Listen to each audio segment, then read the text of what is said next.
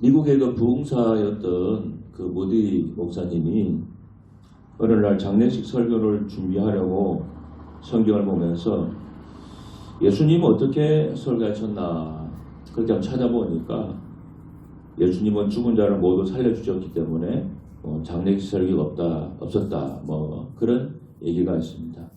여러분 그렇습니다. 예수님은 우리의 생명이 되시고 부활이 되셔서 죽음을 정복하신 분입니다. 그래서 기독교만이 유일하게 부활을 얘기합니다. 부활의 종교입니다. 여러분 가끔 죽었다가 살아났다는 분이 있어요. 12시간에 살아났다든지 혹은 며칠째 살아났다든지 그런 사람이 있어요. 여러분 그거는 잠깐 죽었다 살아난 거지 부활이 아닙니다. 성경에서 말하는 부활은 죽었다가 살아나서 다시 죽지 않는 상태를 부활이라 그래요. 그러니까 예수님은 죽은 다음에 3일 만에 살아났다가 하나님 나라를 원래 있던 그 영의 세계로 돌아가셨잖아요. 산채로 그대로 육신의 몸을 입고. 그래서 부활이다 그러는 거예요. 그래서 기독교만이 우리가 개신교나 천주교나 기독교만이 부활을 얘기합니다. 다른 데는 부활이 없어요. 유일합니다. 그래서 기독교는 부활의 종교, 생명의 종교라고 하는 거예요. 모든 문을 열고 살아나신 분은 그리고 영원히 다 죽지 않은 분은 하나님 아들 예수님밖에 없습니다. 그래서 예수님의 부활이 인류 최대의 사건이고 또 실제로 일어난 역사적인 사건이기 때문에 우리가 인류의 역사를 이렇게 나눌 때 예수님을 중심으로 나누잖아요. 우리 영어 보면은 BC, AD 얘기하잖아요. BC는 뭡니까? Before Christ를 해가지고 전, 예수님 전이라는 뜻이고 AD는 아테네입니다. 아노 도민이라고 그래서 영어는 도메라이라고 발음하는데 아노 도민이라고 라틴어입니다. 이거는 그대로 발음 뜻을 해석하면 우리 주님의 해 그런 뜻입니다. 그래서 서구권에서는 예수님을 중심으로 역사를 다 나누고 우리나라도 보십시오. 일반적으로 교회 안에서 뜻을 보면 BC, AD 그렇게 다 나눠요. 그러니까 예수님이 이 인류 역사에 부활한 사건이 그렇게 중요한 겁니다. 그러니까 사도 바울은 예수님이 부활하지 않았다면은 우리의 믿음도 헛되다 그랬습니다. 고린도전서 15장 17절입니다. 그리스도께서 다시 살아나신 일이 없으면은 너희의 믿음도 헛되다 그랬습니다. 또 고린도전서 15장 19절 보면은 만일 그리스도 안에서 우리가 바라는 것이 다만 이 세상의 상품이면 모든 사람 가운데 우리가 더욱 불쌍한 자이리라. 여러분 부활과 죽음 이후의 세계를 우리가 믿기 때문에 우리가 헌신도 하고 봉사도 하고 그리고 수고도 하고 또 헌금도 하잖아요. 그냥 교회 헌금 액수를 떠나서 그거 안 내면은 다 내가 쓸 수 있는 돈이잖아요. 우리 생활을 위해서 쓰고 요즘 우리나라 사과값이 세계에서 제일 비싸다고 하는데 헌금 안 하면 그 돈으로 진짜 사과 하나 사 먹을 수 있잖아요.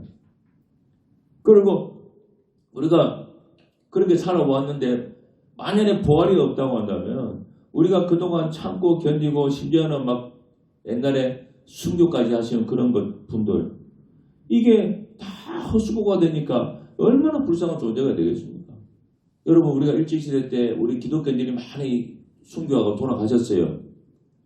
그때 우리 그 신앙의 선배들이 그 일본 사람들의 그 모진 고문을 견디고 또 공산주의 6.25 전쟁 때 막 그런 핍박을 견디고 죽기까지 했는데 여러분 어떻게 견딘지 아십니까? 부활을 믿고 견딘 거예요. 내가 지금은 이렇게 고난받고 고통받고 죽지만은 예수님 다시 오시면 내가 영광스러운 몸으로 다시 부활할 수 있다. 그런 소망이 있었기 때문에 믿음이 있었기 때문에 다 정말로 참고 견딘 겁니다. 그런데 부활이 없다고 쳐보세요. 그러면 그 이전에 예수님에서 했던 모든 것들 심지어는 목숨을 버리면서 순교했던 모든 것들 진짜 여러분 세상 말로 말짱 도루묵꽝이에요. 말짱 도루묵입니다. 그래서 바울이 그런 얘기한 거예요. 부활이 없다고 한다면 우리 믿음도 헛되고 세상에서 우리 가장 불쌍한 사람이라고 그랬다. 오늘 오다 보니까 날씨가 얼마나 좋아요. 아침에 보니까 막 자전거 타고 막 10몇 명이 막 타고 쫙 가더라고. 아마 한강으로 가는 것 같은데. 우리가 교회 안 다녔으면 막 이 좋은 날 어디 놀러 갔을 거 아니에요. 근데 부활절이라고 아니면 주일이라고 늘 일주일 아침에 이 귀한 시간에 교회 와서 앉아있지 않습니다.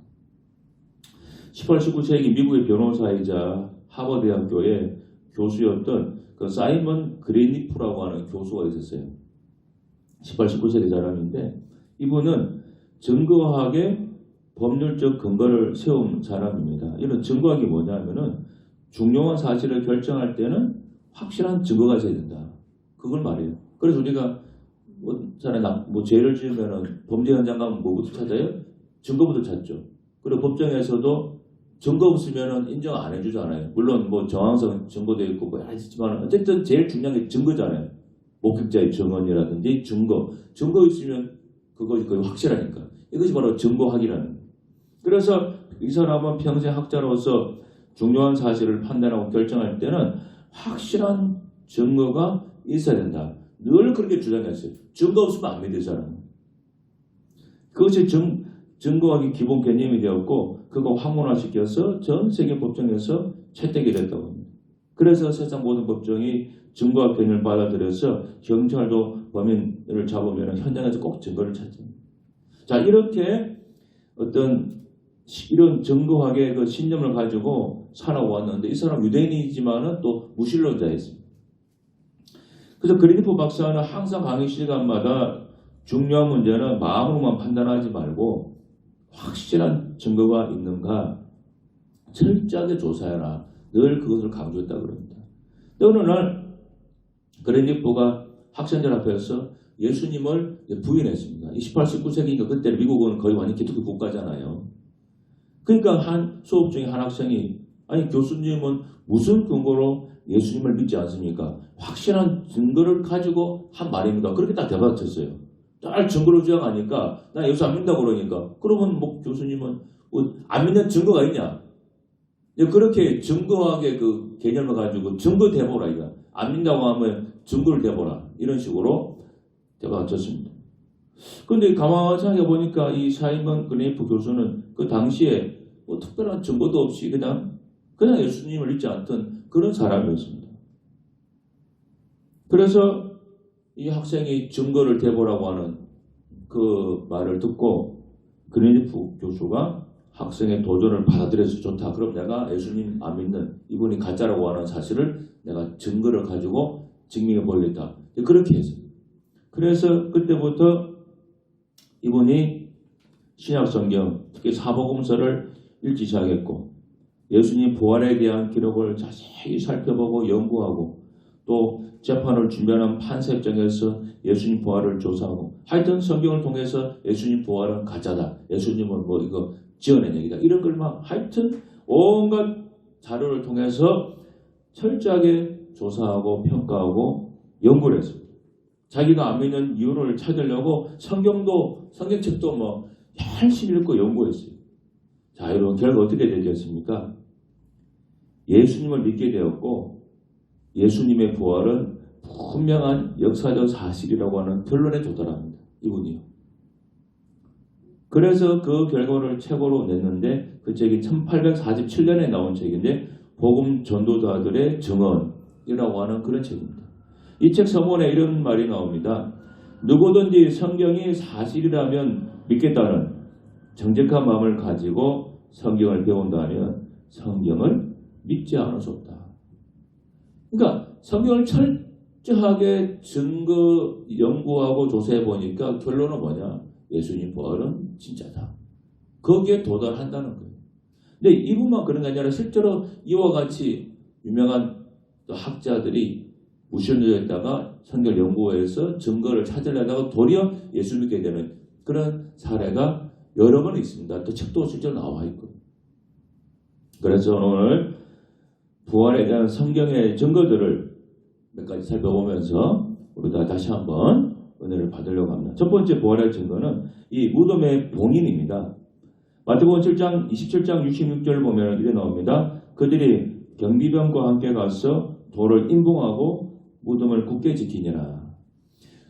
제가 이번에는 구글로 이걸 찾아보니까 무덤을 로마 예수님 당시 어떻게 돌 무덤에다가 임봉하는가 제가 그림을 봤어요. 그림 보니까 이해가 되더라고요. 예수님은 돌아가신 다음에 무덤에 그 바위를 판 거, 쉽게 말하면 그 바위를 파서 동굴에다가 예수님 놓고 그 앞에다가 큰 돌로 딱 무덤을 막았습니다. 그래서 이 무덤을 막은 다음에 어떻게 하는가 하면 보통은 아무도 손 못 대게 봉인을 한다 그래요. 무덤을 이 봉인하는 작업은 무덤 입구를 이제 굴 같은 거니까 돌로 막고 그 다음에 그 돌을 밧줄로 맨다고 합니다. 어떤 건 일자로 매고 어떤 건 십자로도 매더라고. 그렇게 딱 매서 무덤 밧줄 연결 한 다음에 중앙이라고 양끝이라고 나오는데 하여튼 그 중앙에 초라든지 우리 밀랍 같은 거 옛날에 보면 중식때 보면은 뿌려가지고 확 누르고 하잖아요. 도장 같은 그 밀랍 같은 걸 칠해가지고 그 위에다가 황제 도장을 딱 찍는다 그래요. 그러니까 만일에 그 무덤에서 뭔가 훔치려면은 이 밧줄부터 다 끊어내야 됩니다. 그렇지 않으면은 이 돌을 끌어낼 수가 없어요. 그래서 만약에 누가 무덤을 훼손했는지를 보기 위해서 그런 식으로 밧줄을 쳐놓고 도장을 탁 이렇게 찍어 놓습니다. 그러니까 조금만 이렇게 돌문을 확 움직여도 밧줄이 벌써 표가 나요. 봉인이. 그래서 이 봉인은 로마 제국의 권위를 의미하고 이 봉인을 훼손할 경우에는 엄벌에 처해지기 때문에 아무도 함부로 훼손할 수가 없었습니다. 여러분 성주시대 가보면 유대인들 그 옛날에 무덤 보면은 다 굴 속에 사람 시신을 다 지어놨어요. 그러니까 바위에 있는 돌만 걷어내버리면 들어가가지고 뭐 부자들은 뭐 잔뜩 넣어놨을 거 아니에요. 훔쳐 나오기는 쉽다는 거예요. 그걸 방지하기 위해서 이런 식으로 밧줄로 봉인을 해놓은 겁니다. 그러니까 만약에 겟세마네 동산에서 예수님을 버리고 가던 제자들입니다. 여러분 제자들이 예수님 돌아가실 때 막 쫓아가면서 예수님 나도 같이 죽겠습니다. 그랬던 제자들이 아니고 예수님 죽기 전때는 어떻게 했습니까? 다 도망갔어요. 예수님 버리고 도망가던 제자들입니다. 그런 제자들이 다시 모여가지고 예수님의 시체를 훔쳐가고 예수님이 부활했다고 거짓말을 퍼뜨리기 위해서는 이 로마 제국의 봉인을 훼손해야 되는 무리수를 두고 위험을 감수해야 됩니다. 여러분 보세요. 제자들이 이만한 용기가 있겠습니까? 예수님이 죽을 때 막 도망가던 제자들, 그런 겁쟁이 제자들이 예수님 무덤에 넣었다고 그거를 막 봉인을 뚫고 훔쳐갈 정도로 용기가 있겠냐고요. 그래서 이 무덤의 봉인을 보면은 예수님 부활은 사실이다. 그걸 알 수 있어요. 두 번째는 빈 무덤입니다. 누가복음 24장 1절 2절입니다. 돌이 무덤에서 굴려 옮겨진 것을 보고 들어가니 주 예수의 시체가 보이지 아니하더라. 그러니까 예수님이 묻히셨던 무덤은 원래 부자였던 아리마대 요셉이 만들어 놓은 무덤이었습니다. 그러니까 제자들의 목숨을 걸고 예수님의 부활을 증거를 했잖아요. 이제 사도행전을 보면은. 자, 그런데 유대 지도자들은 예수님의 그 몸을 훔쳐가지 못하게 지키고 있었습니다. 만일에 유대인들이 예수님의 제자들이 부활을 증거하고 있는 현장에서 예수님의 시신을 가지고 와서 그대로 제시했다면 여러분 제자들 입을 확실하게 막을 수 있잖아요. 만약에 그 무덤 속에 예수님의 시신이 있었다고 한다면 제자들이 막 나와가지고 막 사방에서 예수님 부활했다고 막 떠드는데 예수님 시신 들고 나와가지고 무덤 돌문 치우고 시신 들고 나와가지고 딱 보여주면은 그냥 상황 끝납니다. 제자들은 싹 다 거짓말하는 거 되는 것이고 기독교는 끝나는 거예요. 그런데 왜 유대인 지도자들이 그렇게 못했을까요? 그 무덤에다가 넣어놨던 예수님 시신이 없어졌기 때문에 부활해서 완전히 사라졌기 때문에 그렇게 할 수가 없는 거예요. 제자들이 훔쳐간 게 아니고 예수님 부활해서 그냥 나와버렸기 때문에 유대인 지도자들이 뭐 증거를 댈 수가 없는 거예요. 그래서 비무덤입니다. 예수님 무덤은. 그 안에 아무것도 없어요. 역사에 내려온 모든 유명한 분들 무덤은 다 무덤에 다 관이 있고 그 속에 뼈가 남아있지만은 예수님 무덤만 비무덤입니다. 그래서 성주설에 가보면은 그냥 안에 텅 비어있는 그 빈 무덤만 우리가 관광을 하게 됩니다. 예수님 무덤은 아무것도 없어요. 부활하셨기 때문에. 이게 두 번째 증거고 세 번째는 무덤의 큰 돌입니다. 마가복음 16장 1절에서 4절입니다. 안식일이 지남에 막달라 마리아와 야고보의 어머니 마리아와 또 살로메가 가서 예수께 바르기 위하여 항품을 사다 두었다가 안식구 첫날 매우 일찍이 해 돋을 때에 그 무덤으로 가며 서로 말하되 누가 우리를 위하여 무덤문에서 돌을 굴려주려 하더니 눈을 들어본즉 벌써 돌이 굴려져 있는데 그 돌이 심히 크더라. 돌이 심히 크다라 그래요. 큰 돌로 문을 막아놨습니다. 그래서 이 예수님 무덤 입구를 막아둔 돌이 얼마나 큰 돌인가? 무게가 1.3톤에서 1.8톤 정도 된다 그래요. 거의 1500kg 전후입니다. 돌덩어리가 100kg도 아니고 1500kg 전후예요. 여러분 그 돌을 막아놨는데 사람이 여자들이 10명 온다고 밀 수 있겠냐고. 그렇게 큰 돌입니다. 이 무덤의 돌을 굴려낸다는 게 매우 힘듭니다. 만약에 제자들이 밤중에 당연히 밤중에 가서 훔쳐가야 되겠죠. 왜? 낮에는 벌건 대낮에 보는 사람 많으니까. 밤중에 와서 예수님의 십자를 훔쳐가기 위해서는 돌을 굴려내야 되는데 사람이 힘으로만 밀기 힘들죠. 지렛대 같은 것도 사용해야 되고 어두우니까 횃불도 가져와야 되고 더 문제는 뭡니까? 그 무덤을 경비병들이 지키고 있잖아요. 이때 경비병이 4명이 지키고 있다 그래요.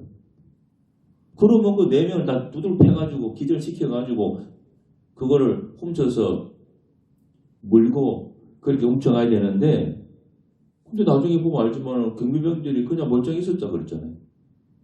아무도 그 자리에서 뭐 기절했거나 쓰러진 사람 없어요. 다 멀쩡하게 있었습니다. 그래서 이 무덤의 큰 돌을 보면은 이거는 제자들이 누가 훔쳐간 게 아니고 예수님이 부활했다 하는 증거가 됩니다.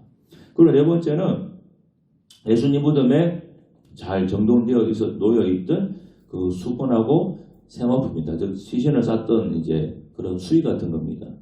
요한복음 20장 6절 7절입니다. 시몬 베드로는 따라와서 무덤에 들어가 보니 세마포가 놓였고 또 머리에 쌌던 수건은 세마포와 함께 놓이지 않고 딴 곳에 쌌던 대로 놓여있더라 그랬습니다. 그러니까 쉽게 말하면 예수님을 쌌던 그 수의 같은 게 있잖아요. 그거를 잘 정돈해가지고 이게 잘 포개가지고 딱 빨래 개듯이 개가지고 가지런하게 딱 놓아놨다는 거예요.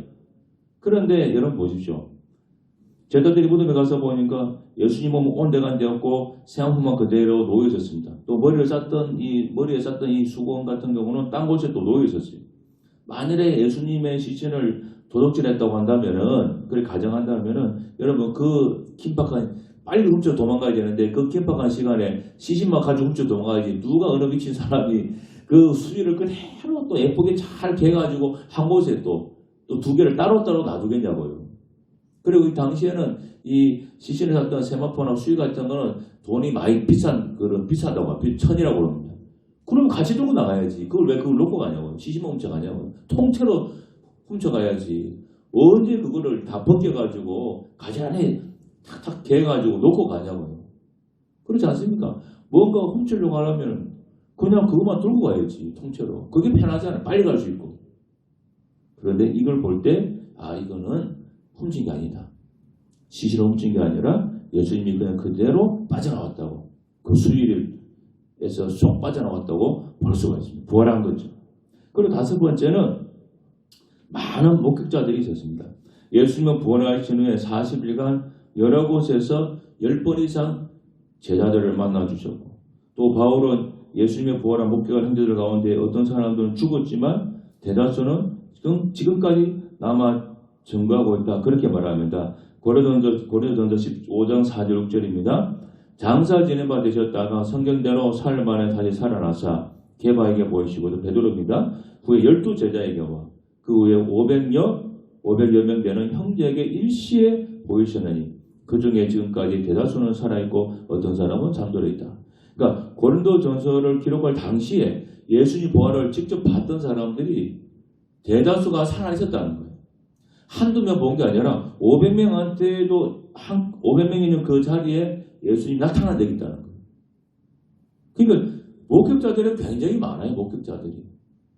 목격자들이 한 서너 명 되면은 서로 입 맞춰가지고 이건 뭐 가짜다라고 말할 수 있지만 목격자만 해도 최소 500명인데 이걸 어떻게 여러분 가짜라고 할 수 있겠어요? 그 목격자들이 많이 있었다.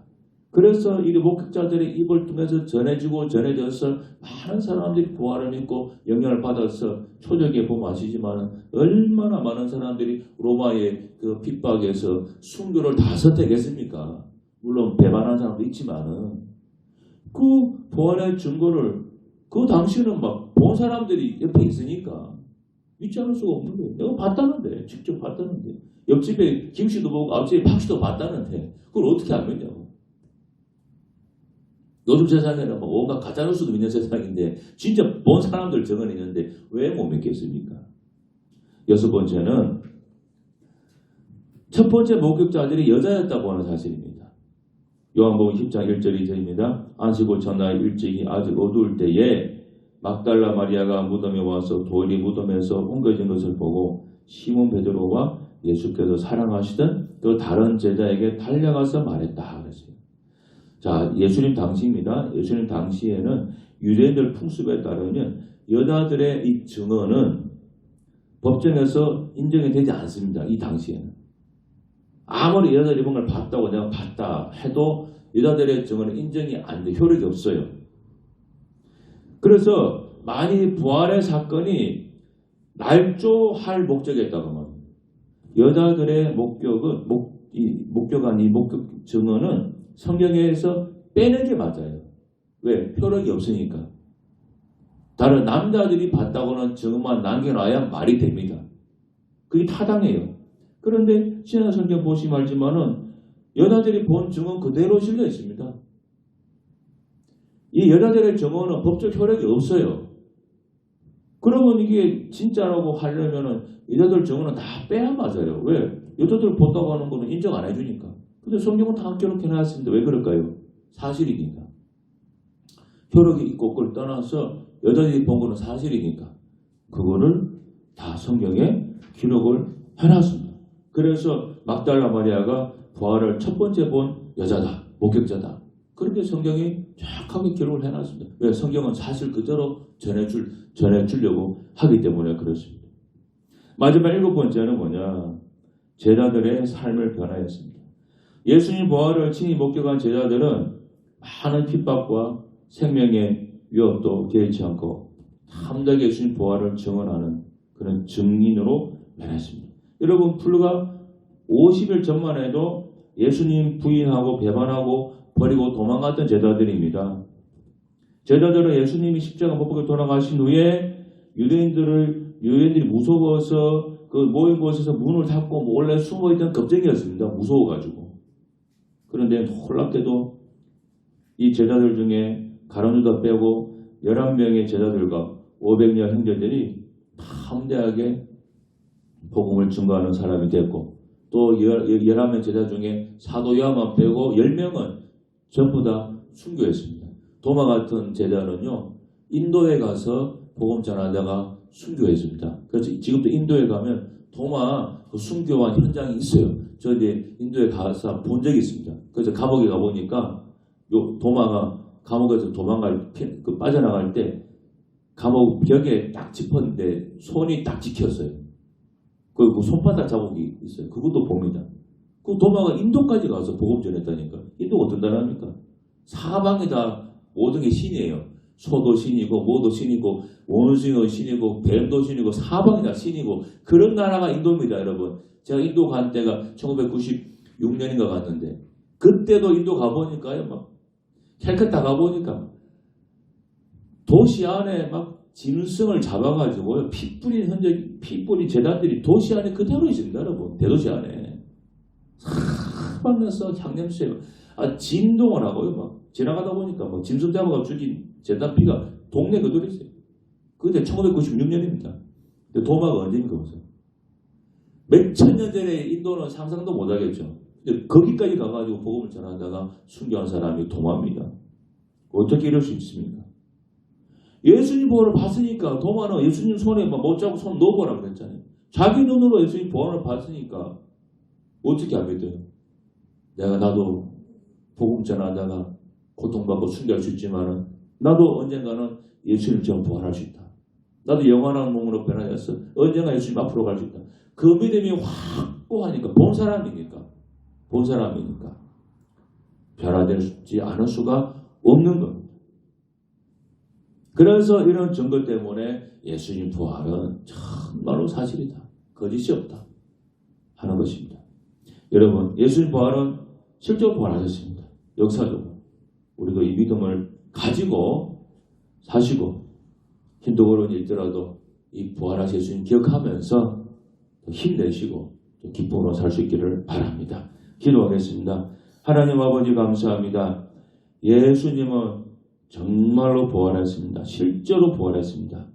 우리가 한치도 의심하지 않게 도와주시고 이 부활의 믿음과 부활의 기쁨이 우리 안에 충만하도록 하나님 아버지 도와주옵소서. 예수님 이름으로 기도드립니다. 아멘.